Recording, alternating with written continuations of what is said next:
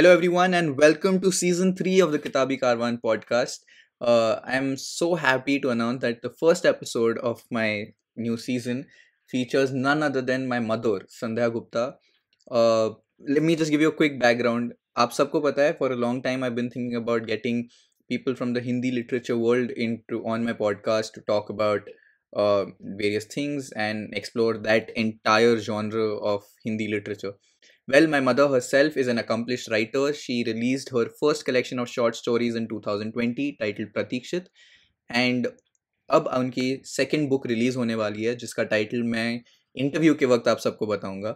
So without any further ado, let's jump straight into the interview as usual, and I promise it's going to be an amazing one. नमस्ते Sandhya ji, welcome to Kitabi Karwan. बहुत odd लग रहा है आपको संध्या बोलते हुए मम्मा, but मेरे सारे ऑडियंस के लिए मुझे ये करना पड़ रहा है. I have already introduced you to them, but just a quick introduction again. आपकी नेक्स्ट बुक पब्लिश होने वाली है. You already published your first book Pratikshit, and for a very long time I have been telling my audience for a very long time about this, that मुझे लगता है that in India today, as like me and like most other readers, a lot of us focus on English reading, but जो हमारा regional literature होता है या vernacular literature, particularly Hindi literature, उस पर उतना ध्यान नहीं जाता. So I guess I am very lucky that I get to do this with you, because आपकी राइटिंग के साथ साथ we want to explore Hindi literature as well. So welcome to Kitabi Karwaan. Thank you Siddharth, मुझे अपने प्लेटफॉर्म पर आज इनवाइट करने के लिए. और बेटा ऐसे कई सारे इंटरव्यू दिए हैं, पर आज जब तुम्हारे सामने इंटरव्यू दे रही हूँ तो थोड़ा दिल की धड़कनें तेज हो गई हैं. थोड़ा एक ऑड लगता है क्योंकि माँ बेटे का रिश्ता वो ऐसा वाला एक रिश्ता होता नहीं जहाँ बेटा अपनी माँ से कुछ पूछे और माँ इंटरव्यूअर की तरह से उनका रिप्लाई करे. तो I hope that I bless both of us, so we can take it to the other heights. No, that's the actual great part about this. Now it's very rare to see such kind of combinations interviewing. तो माँ, मेरा पहला सवाल जो मैं in fact हर guest को पूछता हूँ, तो मेरे को आपको भी पूछना पड़ेगा, एंड जबकि इसका आंसर शायद मुझे पता भी हो, बट हमारे लिसनर्स के लिए ये एक बहुत इंटरेस्टिंग इंसाइट होगा. मेरा मानना है कि आज की दुनिया में जहाँ इंटरनेट पे, सोशल मीडिया पे, और इनफैक्ट ऑथर्स के बुक क्लब्स पे you find out so much about authors, right? आजकल ऑथर्स एक बहुत ही ज्यादा पब्लिक पर्सनैलिटी होते हैं. उनका likes, dislikes, everything, and we know a lot about you as well. जैसे अगर आपको हम संध्या गुप्ता गूगल करते हैं तो one of the first things that pops up is your initiative Srijan और your association with Narayan Rekhi Satsang Parivar. But I have realized that sometimes authors ना अपनी लाइफ का एक साइड कुछ कभी छुपा के रखते हैं फॉर अलग अलग रीजंस. बट आज क्या आप अपनी may be Sandhya Gupta the author से रिलेटेड कोई ऐसी चीज हमें बता सकती हैं जो शायद दुनिया नहीं जानती हो? एक ऐसी चीज बेटा जो मैं बताना चाहती हूँ वो ये कि मेरे लिए अपना रिश्ते और अपनी फैमिली हमेशा से टॉप मोस्ट प्रायोरिटी रहा है. और मेरी सारी दुनिया ना उसी के चारों ओर घूमती है. मुझे बहुत बार लोगों ने बोला कि आपने काफ़ी लेट से पब्लिश करना शुरू किया खुद को, लेकिन उसका जो बहुत बड़ा रीज़न था वो ये था कि मैं अपना पूरा समय अपने बच्चों को, अपने घर को, अपने परिवार को देना चाहती थी. और आज भी अगर मैं पब्लिश हो रही हूँ उसका एक बहुत बड़ा रीज़न ये मेरा फैमिली सपोर्ट है, जिसने मुझे बहुत ज़्यादा मोटिवेट किया और जिन्होंने मुझसे कहा कि नहीं अभी आपको ना ये जो आप लिखती हैं उसको आपको पब्लिश करना चाहिए. जब आप लिख रहे हैं तो इसको ये कोशिश भी ज़रूर करनी चाहिए कि अच्छे से पब्लिश हो. और उनका खुशी मेरे लिए सबसे ज़्यादा मैटर करती है. उनकी छोटी-सी भी तकलीफ मुझे बहुत ज़्यादा मैटर करती है. और आज इस पब्लिक प्लेटफ़ॉर्म पे कहना चाहती हूँ कि लोगों को लगता है कि कई बार लोगों को लगता है मैं बहुत डिसिप्लिन्ड हूँ और उस डिसिप्लिन के चलते कई बार शायद मेरी आवाज़ रेज़ हुई होगी, लेकिन शायद लोग ये नहीं जानते जब-जब मेरी आवाज़ रेज़ हुई, तब-तब मैं बहुत ज़्यादा ग्लानि से भरी हूँ और बहुत रोई हूँ कि ऐसा मुझसे क्यों हुआ? तो वो एक ऐसा पार्ट है, वो जो पार्ट होता है ना, वो पार्ट ही आपको कुछ नया सृजन करने के लिए प्रेरित करता है. आपके सामने वो 2 सिचुएशन होती है कि एक ये सिचुएशन है, जो मैंने बोला कि बीइंग अ काउंसलर, जब काउंसलर का फाइनल स्टेज होती है तो जो क्लाइंट होता है वो आपके काउंसलर को पूछता है कि whatever decision I am making, is it fine? वो कन्फर्मेशन चाहता है क्लाइंट से, काउंसलर से. पर काउंसलर बोलता है कि this is your life and you have to take the decision, I am always with your decision, कि आप जो भी डिसीजन ले रहे हैं मैं हमेशा आपके साथ खड़ा हूँ। लेकिन यहाँ पर मेरी काउंसलिंग यहाँ पर खत्म नहीं हो जाती। उसके बाद एक मैनकाइंड वाला रिलेशन, मानवीय रिलेशन डेवलप होता है, और सम टाइम हम वो चीज कहते हैं कि नहीं ये चीज ऐसे आप कर रहे हो, पर मेरे अगर आप if you want my opinion ये ऐसा हो सकता था, और ये ऐसा हो सकता था, इस चीज ने मुझे मुझे कई सारी कहानियों का सृजन दिया करने को प्रेरित किया। जैसे आप मेरी कहानियों की मेरी इस पुस्तक में पढ़ेंगे, एक 80 इयर्स के ओल्ड पर्सन है जो कि अपनी जीवन को बहुत बहुत ही अच्छे तरीके से जीते हैं, और जाने से पहले उन्होंने जीवन का एक बहुत अच्छा अपने एक पोते के साथ वो सारी टेक्नोलॉजी सीखते हैं, अपने परिवार के हर सदस्य के लिए वो लेटर लिख कर जाते हैं, अपनी वाइफ के लिए एक वीडियो रिकॉर्ड करके जाते हैं। तो जब ऐसी सिचुएशंस आती हैं जहाँ पे आपका एक सृजनात्मक दिमाग अलग से चलता है, जहाँ पर आप अलग से सोचते कि ये प्रैक्टिकल पता नहीं है या नहीं, पर ये अगर सॉल्यूशन होता तो this will be the best solution. तो मेरी कई सारी कहानियाँ ना उन चीज़ों से भी प्रेरित हुई हैं। तो बस, और तो बाकी मैं एकदम खुली किताब की तरह हूँ, लोग जो कुछ मुझे देखते हैं मैं वैसी ही हूँ। नहीं माँ, आपकी एक्चुअली ये आंसर से मुझे एक बहुत इंटरेस्टिंग थॉट आया, बिकॉज ये मैंने आपकी जब ये शायद लोगों को पता नहीं हो, आपकी किताब की आपकी शॉर्ट स्टोरीज को काफी टाइम मैंने एडिट तो नहीं कहूंगा, बट एटलीस्ट फर्स्ट रीड करके उनको आप उनके बारे में ओपिनियन दिया। एंड यू आर राइट, उसमें देयर इज दिस जो आपने कहा, एक हिंट ऑफ सेल्फ अवेयरनेस जो ह्यूमन इमोशंस से के बेसिस पे लिखी गई कहानियां हैं। तो has that always been you as a writer, like आप हमेशा से ऐसे लिखती थी, या मतलब was this something that you made as a conscious decision that मुझे इसके बारे में लिखना है, and that is what you started writing about? नहीं, नहीं, मेरा हमेशा से लिखना ऐसा ही था। मैं जब मैंने स्टार्टिंग किया लिखना, जब मैं बहुत ज़्यादा छोटी थी, तभी भी मैं समाज को और खुद को एक नया प्रोस्पेक्ट देना चाहती थी। हम जिस समाज में जीते हैं, कई बार वो चीज़ें प्रैक्टिकली करना पॉसिबल नहीं होता, पर दिल कहता है कि अगर ऐसा करेंगे तो ये चीज़ें ज़्यादा बेटर होंगी। मुझे याद है मेरी एक कहानी जो मैंने इस वक़्त वापस रिफ़ॉर्म की है, इस वाले संकलन में आई है, जहाँ पर वो एक डॉक्टर है, डॉक्टर बेटी है जिसकी शादी हो रही है, उसके फादर नहीं है। ये कहानी मैंने तब लिखी थी when I was 18 years old, Oh, such so long back. oh तो wow. उस वक़्त भी मेरा थॉट प्रोसेस था कि आपके लाइफ पार्टनर के जाने का मतलब ये नहीं है कि मतलब बच्चे उस पॉइंट ऑफ व्यू पे भी सोच सकते हैं। हर बच्चा सोचता है, हर बच्चा ये रियलाइज़ करता है कि मतलब हर व्यक्ति ये रियलाइज़ करता है कि मेरा जो भी मतलब मेरे पेरेंट्स हैं या जो भी अगर उनकी लाइफ में, कि इनको इनकी लाइफ को बेटर कैसे बनाया जा सकता है। लेकिन हम स्टेप लेने में झिझकते हैं कि घर वाले क्या कहेंगे, हमारे रिश्तेदार क्या कहेंगे, समाज क्या कहेगा। तो ये एक स्टोरी मैंने 18 साल पहले भी लिखी थी, इसी तरह की स्टोरी, जिस स्टोरी को बहुत सराहा गया था। महिलाओं की एक पत्रिका आया करती थी, मेरी सहेली, उसमें वो छपी भी थी। तो मैं शुरू से उसी तरीके की स्टोरी मतलब स्टोरी लिखती रही हूँ, कि जो मैंने स्टोरी शायद अपने लिए लिखी है।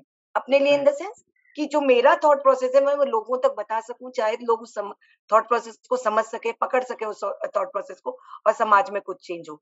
तो उस वक़्त मैंने जो कहानी लिखी थी शायद उतनी लोगों को पसंद आई थी या नहीं आई थी, मतलब या उसने कितना चेंज किया था, पर आज मैं देखती हूँ ऐसा बहुत होता है। ऐसा बहुत हो रहा है, और लोग वैसा चीज़ें कर रहे हैं। तो वो खुशी देती है कि आपका एक थॉट प्रोसेस एक समाज को एक नई राह दे रहा है। तो जीवन होना सार्थक हो जाता है कि चलो लाइफ में हमने हम जीवन जी रहे हैं, समाज के लिए जो कर रहे हैं। जैसे हम सोशल वर्क करते हैं, हमारा स्प्रेड अ स्माइल करके स्प्रेड अ स्माइल फाउंडेशन करके एक संस्था है, जिसके अंतर्गत हम बहुत सारा सोशल वर्क करते हैं। तो वो सोशल वर्क जब करते हैं तो बहुत सारे लोगों से मिलते हैं, बहुत सारे लोगों के जीवन के बारे में पता चलता है। तो मेरी सारी कहानियाँ वहीं ऐसी ही जगह से उठाई गई हैं। ऐसी ही लाइफ एग्ज़ाम्पल्स हैं। घर में रिश्ते जीते वक़्त बाप-बेटे का स्ट्रगल, माँ-बेटी का एक रिलेशन, ये सारी चीज़ें सच कहूँ तो ये लाइव स्टोरी, अ, मैं थैंकफुल हूँ अपने पूरे परिवार का, पूरे समाज का, जिन्होंने एक इनसाइट दिया है मुझे लिखने के लिए। नहीं, एंड माँ मतलब दिस इज समथिंग, मैं तो पर्सनली यही मानता हूँ कि I think the best kind of fiction और best kind of literature when it comes out is a reflection of society, कि जो सोसाइटी का एक्चुअल मिरर आपको दिखा सके। शायद हाँ उसमें कुछ फिक्टिशियस चीजें हो, कुछ आपने शायद बढ़ा चढ़ा के लिखा हो, but that is to show a point, right? And वो आपकी कहानियों में वो मुझे दिखता है।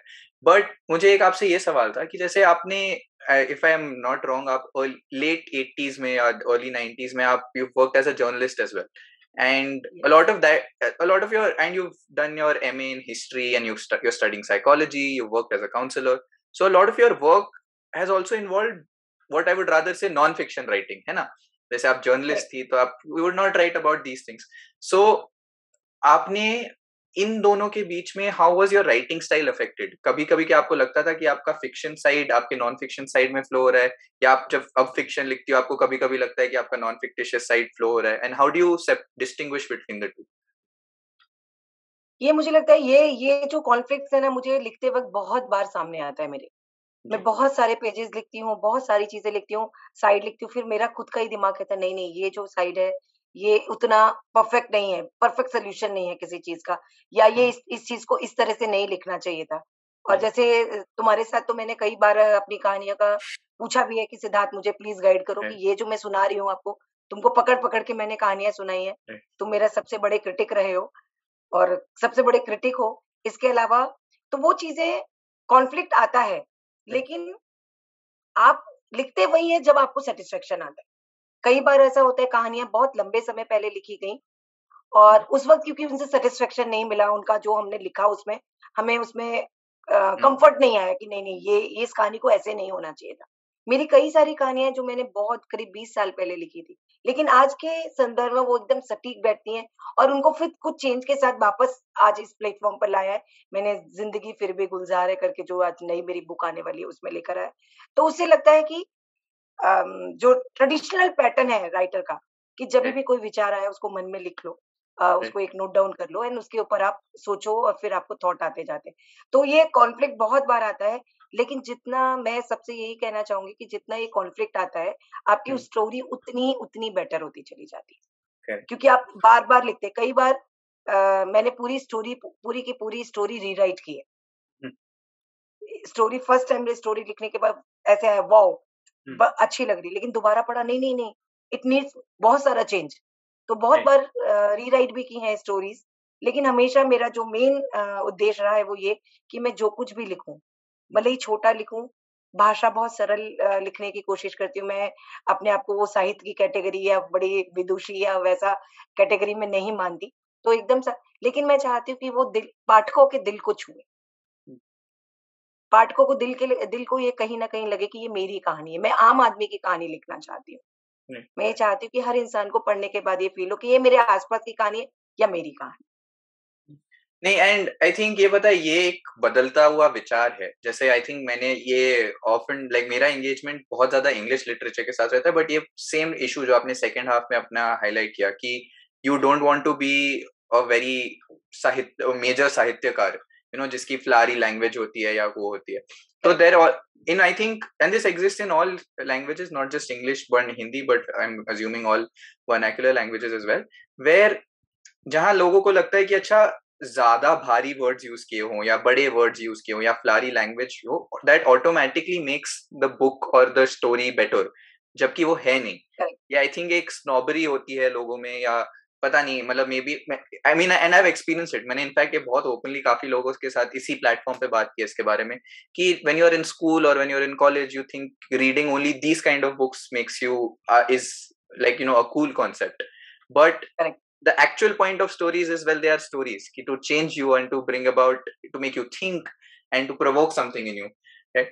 But चाहिए मेरे को आपसे बस वहाँ एक लास्ट क्वेश्चन है आपके राइटिंग प्रोसेस के बारे में, उसके बाद हम कुछ और बातें करेंगे। तो in fact that is the question in itself. जैसे मैं हर टाइप के ऑथर से मिल चुका और पढ़ चुका हूँ उनके बारे में, and broadly they fall in two categories. There are some authors जो बोलते हैं कि भाई मेरे से जब लिटरेचर निकल रहा है, जब बह रहा है, मैं तब जाके लिख देता हूँ, रात को 2 बजे उठूंगा, कहानी आएगी, मैं लिख देती हूँ। या फिर कुछ होते हैं जो बहुत ही एक डिसिप्लिन प्रोसेस फॉलो करते हैं कि मैं सुबह, मतलब I have spoken to authors जो दिन के सुबह 6 बजे उठते हैं, 6 से 12 कुछ नहीं करते हैं, ना खाते हैं ना पीते हैं, they sit on a table, they right जो भी उनका तब उनका मन करे। सो आप क्या करती हो, and is it any change that you want to bring to that process? Which of the two or a mix of the two do you follow? या आपको क्या मेथड सूटेबल लगता है? मैं जैसे मैंने आपको बताया कि मैं हमेशा ना बहुत ही फैमिली ओरिएंटेड पर्सन रही हूँ। तो मैं हमेशा जैसे मेरे दिमाग में कोई थॉट आया, हुँ, पहले उसको मैं बहुत सारा थॉट को समय देती हूँ उस कि मेरे दिमाग में उसके लिए क्या-क्या चल रहा है। हुँ, मैंने एक सब्जेक्ट चूज़ कर लिया फॉर एग्ज़ाम्पल जैसे मैंने आपको बताया कि मैंने ये जो ल बता रही हूँ कि वो डॉक्टर लड़की अपनी मदर की शादी करा दी है। वो कॉन्सेप्ट मैंने एक सेलेक्ट किया। मेरे राइट, मतलब मुझे लगा कि मुझे इस पे लिखना चाहिए। वो दिमाग में तो अपने घर के काम करते वक़्त जो भी कर रही हूँ मैं, वॉक कर रही हूँ, कुकिंग कर रही हूँ या कुछ व्हाटएवर आई एम डूइंग, मैं उसको थॉट को अपने दिमाग में चलने देती हूँ। और वो काम खत्म करने के बाद मेरे दिमाग में जो भी थॉट आए, मैं उनको पॉइंट से लिखती चली जाती हूँ। हुँ, राइट, फिर वो जैसे कि वो कहानी को पन्ने पे उतारने से पहले मैं दिन-रात दिन भर सोचूँगी। अगर मैं रेस्ट कर रही हूँ तो भी मैं उसके बारे में सोचती हूँ। मैं कुछ और काम कर रही हूँ तो भी उसके बारे में सोचती हूँ। इवन खाना खाते वक़्त भी मेरे दिमाग में वो चल रहा होता है। तो वो राइट, थॉट प्रोसेस जितने स जिस-जिस समय जो-जो थॉट्स आ रहे होते हैं उस विषय से रिलेटेड, तो मैं उसको लिखती चली जाती हूँ। राइट, और ये मेरे साथ भी कई बार होता है कि रात को 2 बजे मैं अचानक से उठी और लाइट ऑन की और तुम्हारे पापा मुझे कहते हैं, "अरे! लाइट बंद करो।" मैं बोलती, "नहीं, नहीं बहुत इम्पोर्टेंट काम है।" तो नाउ ही अंडरस्टैंड कि हाँ, ये अभी कुछ इसके दिमाग में आया है और ये कुछ कुछ लिखने लिखना जा रही है।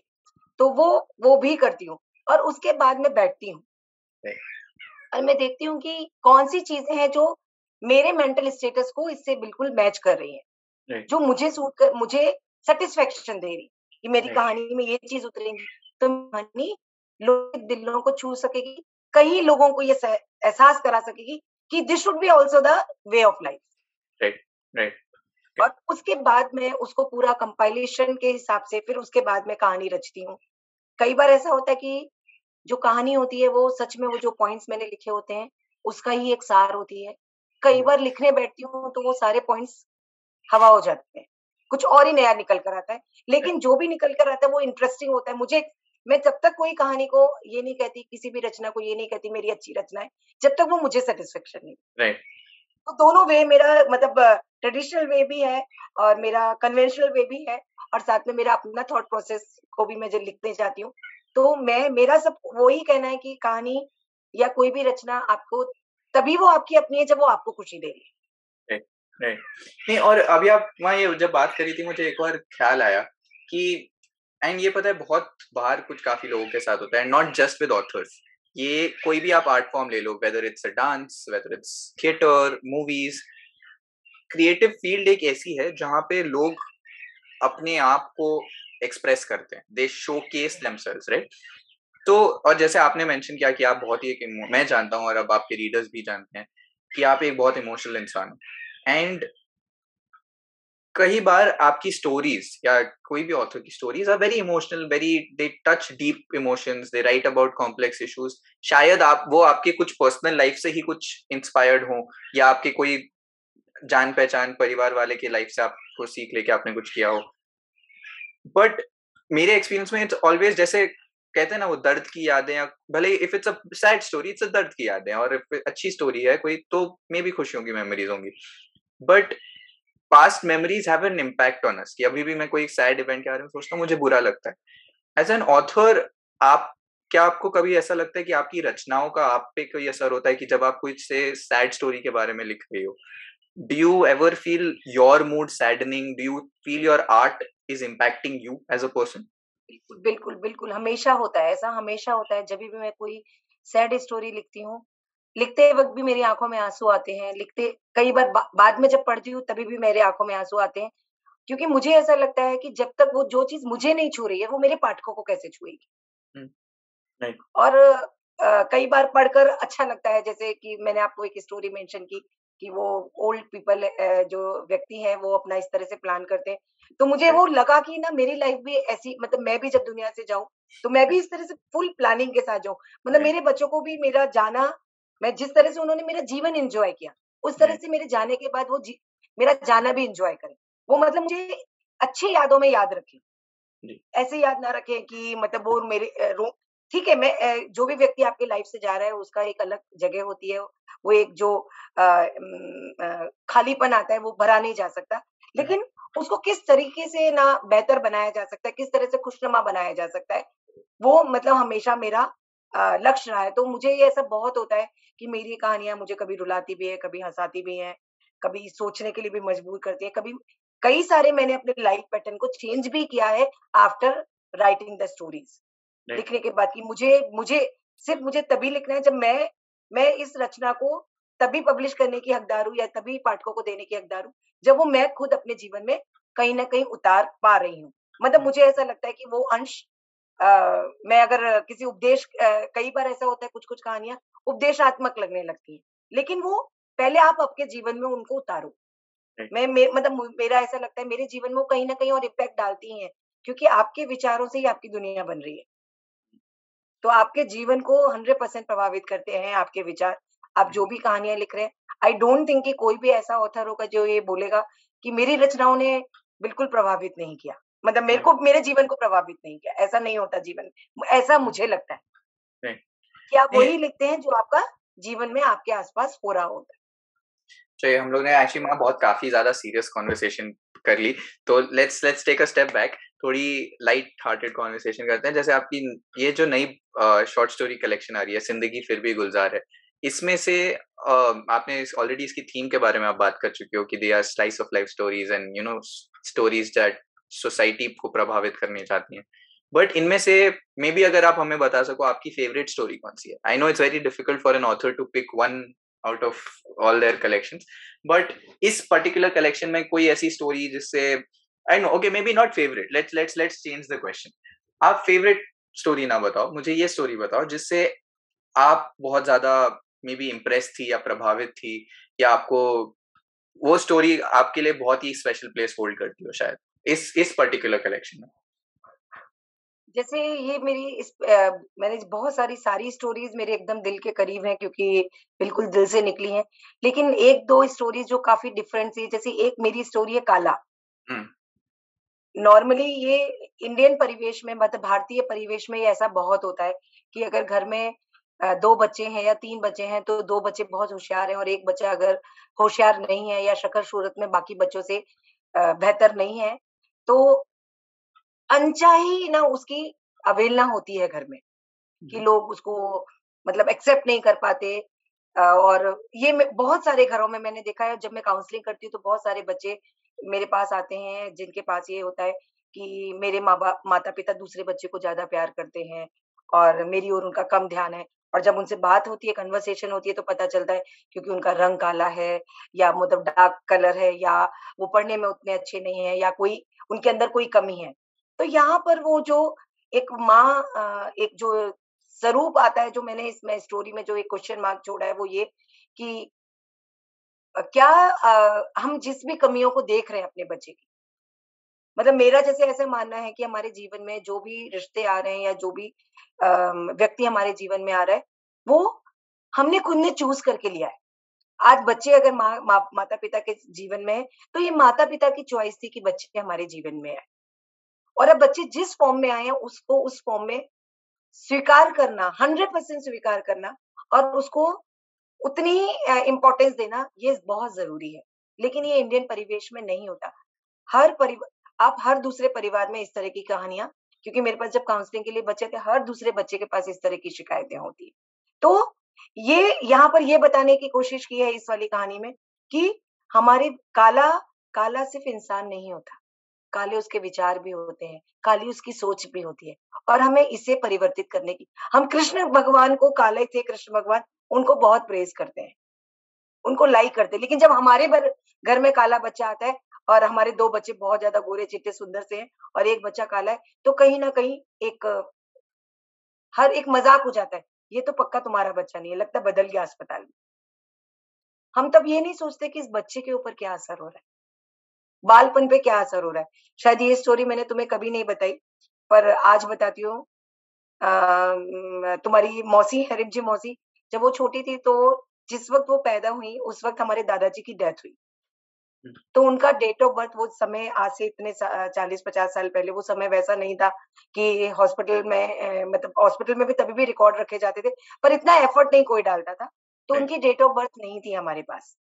तो बहुत लंबे समय तक मतलब जब वो 10th के एग्ज़ाम में थी, when she was writing her 10th board exam, one fine day she was literally crying और जोर-जोर से उन्होंने रोना शुरू किया। मैं आपके बिकॉज़ उनकी पढ़ाई के लिए कुछ नाना जी ने या नानी ने उनको कुछ थोड़ा-सा तेज़ वॉल्यूम में कुछ कह दिया था, तो शी वाज़ मुझे मालूम है मैं आपकी बेटी नहीं हूँ। इसके लिए आप लोग मेरे साथ ऐसा बिहेवियर करते हो क्योंकि थोड़ा-सा मतलब वो बॉयिश एकदम लड़के की तरह बिहेव करती थी और बहुत अलग मस्त नेचर की थी। मतलब हम सब बहन-भाइयों से थोड़ी-सी डिफरेंट है। तो वो 10th उस वक़्त वो रियलाइज़ेशन नाना जी को हुआ यानी तुम्हारे नाना जी को मेरे पापा को ये रियलाइज़ेशन हुआ। उन्होंने एफर्ट डाले और उनका बर्थ सर्टिफ़िकेट वो मथुरा के उसमें से निकलवाया। तो वो छोटी-छोटी सी चीज़ें कि बच्चा कह नहीं रहा है, खुश है। वो मतलब वो भी बहुत खुश थी, हमेशा खुश रहती थी, पर कहीं बैक ऑफ द माइंड उनके वो चीज़ रह गई थी। मज़ाक-मज़ाक में कही हुई बात, सभी लोग उसको ऐसा बोल देते थे कि ना तेरे को ना पक्का ना तेरे मम्मी-पापा ना किधर से उठा कर लाए।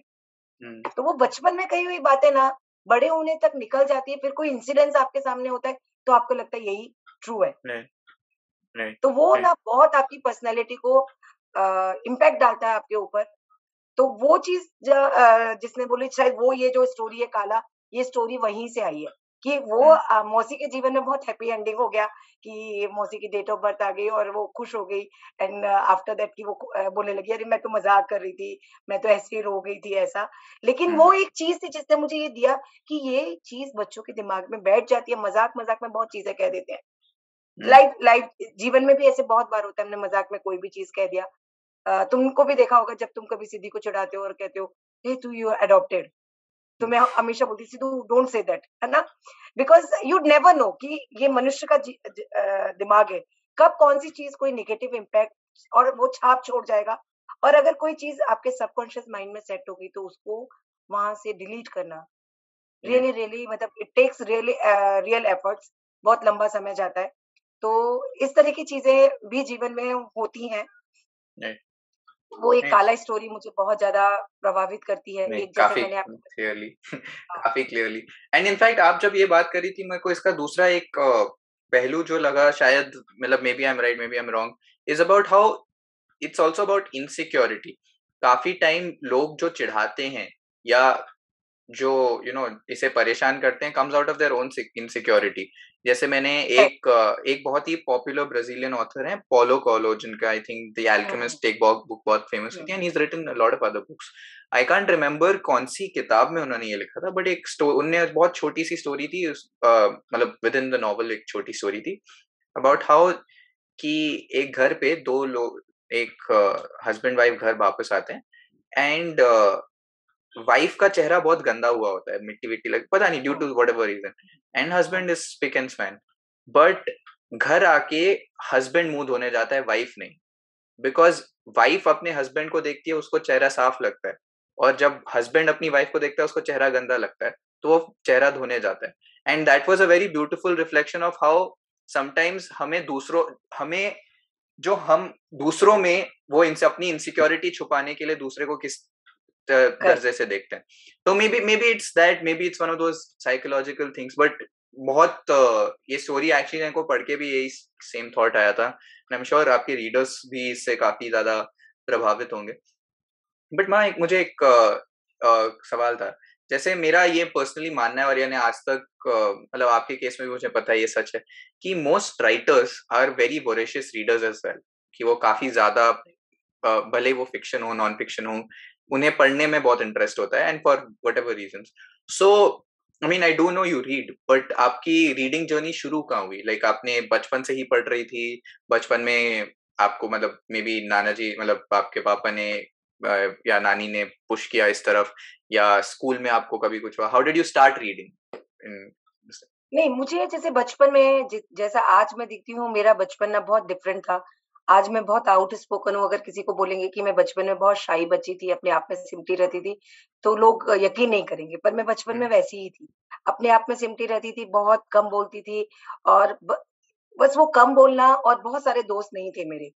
और तो वो बचपन से ही मुझे वो कहीं न कहीं पढ़ने की आदत हो गई थी। बहुत छोटी थी, तब हमारे ब ब शुरुआत हुई वो चंपक, नंदन ये छोटी-छोटी बुक्स आती थी।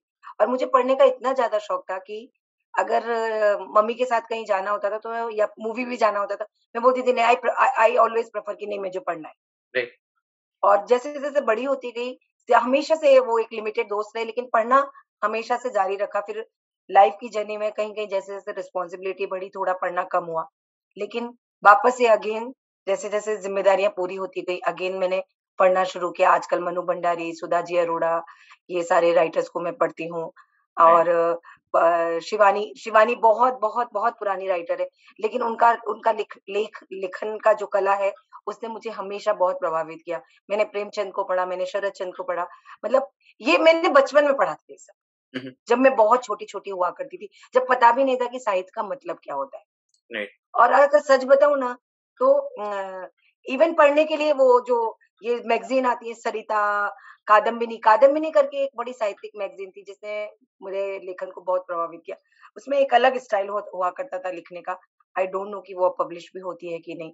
सरिता राइट, करके एक मैगज़ीन आती थी। तो ये सब मैगज़ीन, इसके अलावा ये बड़े ऑथर्स को हमेशा पढ़ना।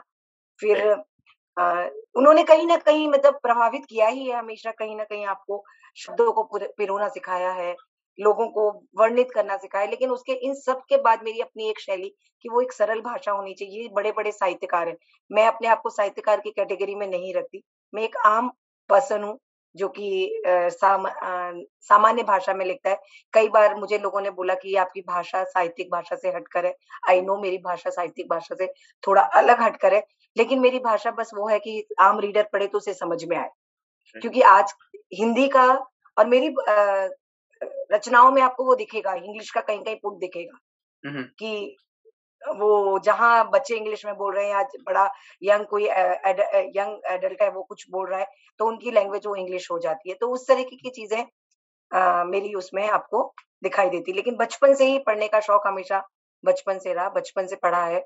और आज वापस से वो बचपन लौटा है और दोबारा पिछले कई सालों से दोबारा एकदम लिख ये पढ़ना शुरू किया है बहुत सारे डिफरेंट राइटर्स को। कई बार तुम्हारी सजेस्ट की हुई बुक्स को पढ़ती हूँ और उस वक़्त मैं बोलती हूँ कि सिद्धार्थ मुझे ये चीज़ समझ में नहीं आई, प्लीज़ इसको ज़रा-सा क्लैरिफ़ाई करके बताओ। तुम बताते हो तो पढ़ना अभी राइट। पूरी तरीके से फुल फ्लेज हो रहा है। ऐसे। नहीं, और आपने बहुत ये जो एक इंटरेस्टिंग बात की, और ये मैं पता I particularly talk to a lot of people about this, that आपने बोला कि आपके काम में, आपकी लिटरेचर में इंग्लिश बहुत जगह दिखती है, there is a population of English there, and actually लोग, पता नहीं, शायद ये मेरी बहुत ही लिमिटेड नॉलेज का बेस्ड ओपिनियन है, तो शायद मैं गलत हूँ, बट हिंदी जो भाषा है, जो हिंदी हिंदुस्तानी भाषा जो कहते हैं जिसे, it is it is a mixture of languages. उसमें जैसे बहुत सारे शब्द अलग अलग भाषाओं से, रीजनल लैंग्वेजेस से, अलग अलग जगहों से आके बन के वो लैंग्वेज आ रही है, and it's not just hmm, Hindi, most a lot of languages, Urdu for that matter, Urdu is not a pure language in that sense. Urdu comes from somewhere or the other. English comes from Latin. Has linked to this thing. तो मुझे ये हमेशा ये बात बहुत खसती है जब लोग लैंग्वेज बेस्ड जो ये इसका एक अलग ही की दुनिया है लैंग्वेज पॉलिटिक्स की, जहाँ पे लोग प्योरिटी ऑफ लैंग्वेज की जब बात करते हैं, जबकि लैंग्वेज का जो कोर पर्पस है communication, comes from the fact that लोग अच्छा एक दूसरे से बात करते हैं और एक दूसरे को समझने के लिए कुछ लैंग्वेजेस मिक्स होती हैं। बट खैर, मुझे आपसे एक ये सवाल का आंसर चाहिए मैम, एंड मैं आपको इसके लिए कहानी भी बताऊंगा। ये शायद क्योंकि कहानी मैंने आज तक आपको नहीं बताई, बट हुँ, जिसने भी किताबी कारवान पॉडकास्ट सुना है वो ये कहानी बहुत बार सुन चुका है। कि वैसे सवाल बस ये ऐसा सा है कि आपकी फेवरेट किताबें कौन सी हैं, या कोई कुछ किताबें जो आपकी जिंदगी पे बहुत गहरा मार्क छोड़ गई। बिकॉज मेरे लिए आई थिंक एक एक किताब जो मेरी आज तक की सबसे फेवरेट किताब है, and it's not the best book I read, it's just subjectively a book which I really like, मैं आज भी वो किताब पढ़ता हूँ तो बहुत रोता हूँ, is this book called the Kite Runner by Khalid Hosseini. ये शायद आपको याद भी ना हो। आपने मेरे को हुँ, ये मेरे 10th बर्थडे पे बुक दी थी, 10th या 9th बर्थडे 2004 में। मेरे पास वही कॉपी रखी हुई है अभी भी। तो पता, so the thing is, I don't no अगर आपको पता था कि वो किताब क्या स्टोरी किस बारे में है, या किस चीज के बारे में। It's a very traumatic story, not a book that a 10 year old should be reading. But anyway, मेरे को वो बुक मैंने पढ़ी, मुझे वो बहुत, मैं बहुत रोया, बहुत ज्यादा मुझे वो किताब पसंद आई। But that book has impacted me beyond almost anything that I've seen in life. जिंदगी में empathy, how to interact with people, how I love people, how I talk to them, a lot of it traces back to my reading of that book.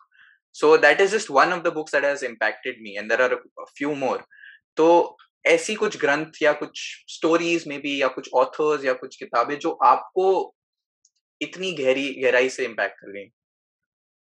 जैसे मैं कहना चाहूँगी कि ना मुझे मैं पर्टिकुलर किसी पुस्तक का नाम नहीं लेना चाहूँगी, पर मैं कुछ हुँ, लेखकों का नाम ज़रूर लेना चाहूँगी श्योर। कि जिन्होंने मुझे अंदर तक छुआ है। हुँ, जैसे शिवानी, शिवानी और शरदचंद्र को मैंने बहुत ज़्यादा पढ़ा और उस एज पे पढ़ा जब आपका सोच बन रही होती है, जब आपके विचार डेवलप हो रहे होते हैं। वो एक टेंडर एज पर उनको पढ़ना और उस एज पर आप जो पढ़ते हो वो आपको कहीं न कहीं बहुत ज़्यादा प्रभावित करता है। जैसे राइट, फिर थोड़ा-सा और आगे आए और बड़ी हुई, फिर मन्नू भंडारी को पढ़ा, सूर्य बालाजी को पढ़ा, सुधाजी अरोड़ा को पढ़ा, अभी आजकल भी नए लेखकों को पढ़ने की कोशिश करती हूँ। आपके अमीश त्रिपाठी और इन सब का भी को भी पढ़ती हूँ।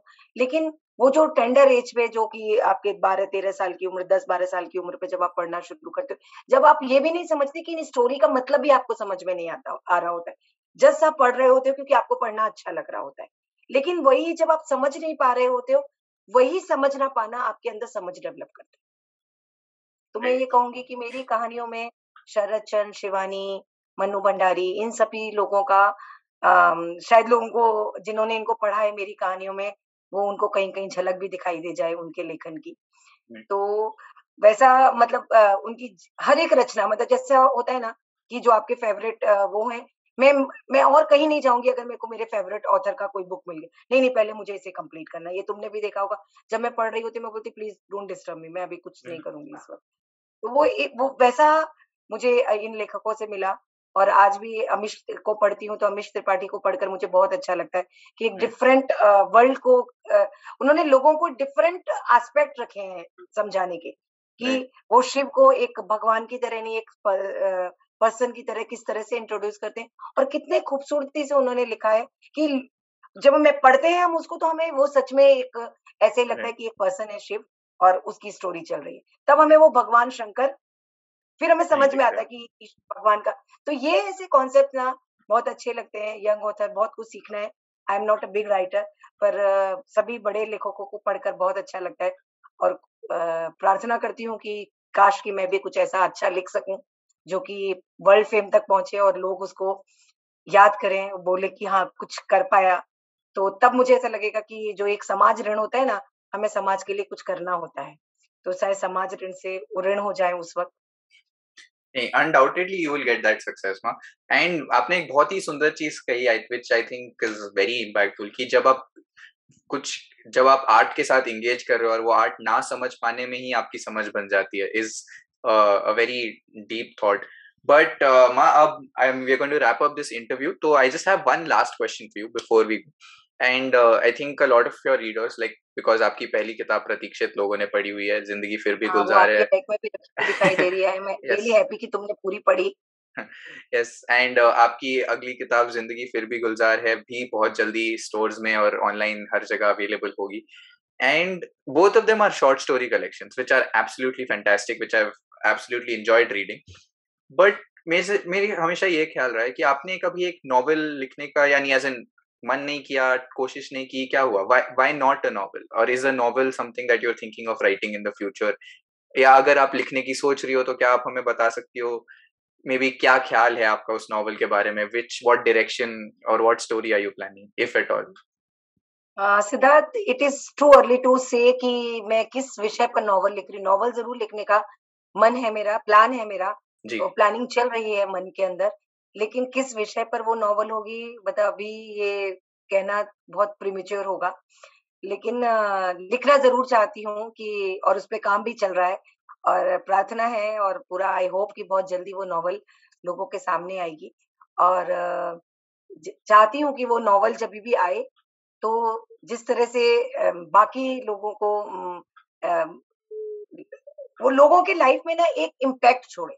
मैं जो नॉवल चाहती हूँ वो ऐसा लगे कि हाँ, ये इसको पढ़ना ये ना लाइफ चेंजिंग नॉवल है, इसको ज़रूर पढ़ना चाहिए।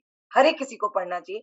ऐसी फ़ील के साथ मैं वो नॉवल पर काम कर रही हूँ और वो बहुत जल्दी आ जाएगी पाठकों के सामने और सबकी तुम्हारे ये किताबी कारवां के सारे दर्शकों से भी मैं ब्लेसिंग्स चाहूँगी कि प्लीज़ ब्लेस मी कि वो जो भी नॉवल पे मेरा काम चल रहा है बहुत अच्छे से हो और अच्छे से वो नॉवल आए और लाइफ चेंजिंग हो, कि लोगों के जीवन को बदल सके, जहाँ लोग कह सके कि इसको पढ़ना बहुत ज़रूरी है। तो वही मेरा सबसे बड़ा प्रतिसाद होगा, जैसे लगेगा कि लेखन सार्थक हो गया। नहीं Neema, it definitely will be, and best of luck for both जिंदगी फिर भी गुलजार है और आपकी नॉवल लिखने की तैयारी उसमें भी। I तो will be helping you out anyway, but मेरी पूरी audience I'm sure would be rooting for you as well. And everyone else, Zindagi Fir Bhi Gulzar Hai would be soon available online, and the links would be in the box below. You can drop me a message if you want to pre-order a copy when we can figure something out. And thank you, Ma. Thank you, Sandhya Gupta ji, for joining us. If I can be very thank you formal and सदा, end thank this. You so much बेटा। Thank you. Thank you. मुझे तुम्हारे साथ मतलब मैं तुम्हारे podcast देखती हूँ और हमेशा बहुत अच्छा लगता है, लेकिन मुझे कभी भी मैंने ऐसा सोचा नहीं था कि you will also give me a chance to come on your such a big platform.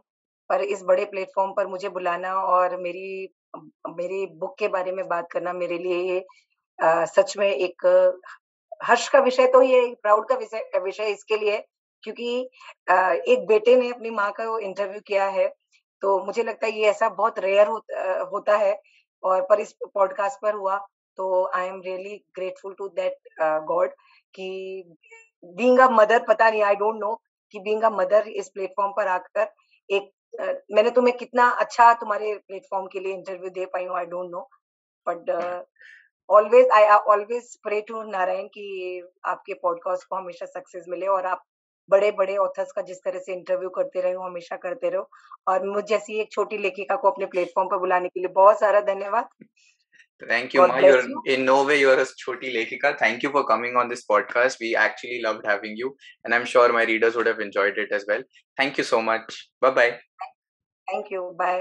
If you enjoyed this podcast, please check us out on all our social media platforms. We are available across all podcasting platforms on YouTube, on Instagram. You can find us at the rate Kitabi Karwan on Instagram, or just search Kitabi Karwan on Google or a platform of your choice and you'll find us.